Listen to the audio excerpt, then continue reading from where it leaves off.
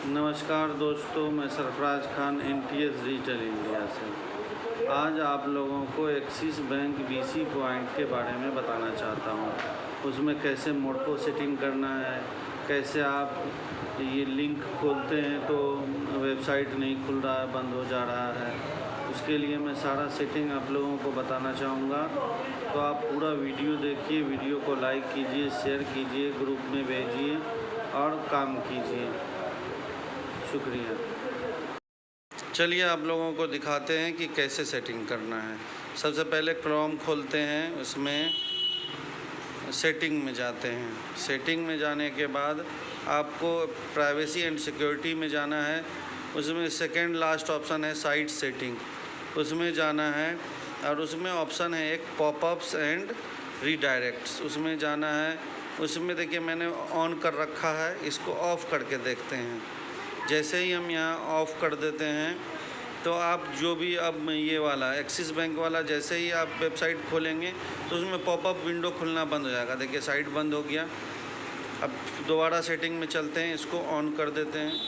जैसे ही ऑन करते हैं तो अब आप जैसे वेबसाइट खोलेंगे तो पॉपअप विंडो खुल जाएगा। अब यहाँ पर आ गया। अब यहाँ पे मैं डालता हूँ अपनी ID। ये मैंने ID डाल दिया है। उसके बाद सेंड OTP मोडफो सेटिंग कर लेंगे और OTP डालने के बाद वेरीफाई OTP पे क्लिक करना है। OTP डालने के बाद वेरीफाई OTP करने के बाद नेक्स्ट पेज खुल के आएगा हमारा आधार वेरिफिकेशन वाला। यहाँ पे आई हर्बली प्रोवाइड माई कांस्टेंट वाले को क्लिक करके आधार नंबर डालना है और कैप्चर पे क्लिक करना है।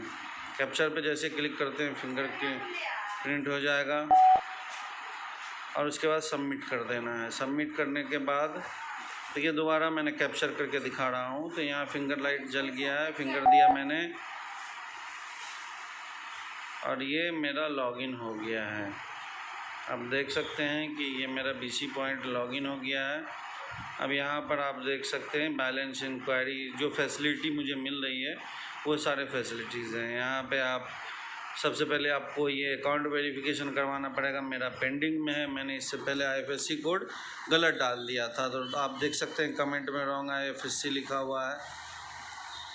और उसके बाद आगे हम इसमें लीड जनरेट कर सकते हैं लोन के लिए। कैश विड्रॉल PG जो है ये पे आउट की तरह काम करता है। मेरा अभी अप्रूव नहीं हुआ है इसीलिए काम नहीं कर रहा है। इसी तरीके से कैश डिपॉजिट है, जो हम कैश जमा लेंगे उसके लिए है। उसके बाद अकाउंट ओपनिंग है, ये वीडियो कॉलिंग के थ्रू होगा। ट्रांजैक्शन हिस्ट्री में आप ट्रांजैक्शन हिस्ट्री देख सकते हैं कि कब से कब के बीच में आपने कितने ट्रांजैक्शन किए हैं। उसमें ट्रांजैक्शन टाइप के वाले कॉलम में आपको कोड लिखा हुआ है। जैसे बैलेंस इंक्वायरी है तो BI लिख देगा, विड्रॉल है तो विड्रॉल का कोड आ जाएगा। अभी तक मैंने विड्रॉल नहीं किया है एक भी, इसीलिए आपको नहीं दिखा रहा है। और आप जितनी बार भी चाहें उसको खोल के देख सकते हैं, उसका स्लिप की उस समय इसका बैलेंस क्या रहा होगा, या फिर विड्रॉल करा तो कितना विड्रॉल हुआ, कितना बैलेंस बच गया है। सिंपल है। आपको ये पैनल जो बना हुआ है ये यूज़र फ्रेंडली है, बहुत ही आसान है यूज़ करने में। आप आसानी से यूज कर सकते हैं। जैसे यहाँ पे देखिए BI कोड है, मतलब बैलेंस इंक्वायरी था वो। इसी तरीके से अब मोडफो सेटिंग में आपको एक बार बताना चाहूँगा। सबसे पहले तो आपको एक मोड चेंजर डाउनलोड करना है, उसके बाद मोड चेंजर खोलना है।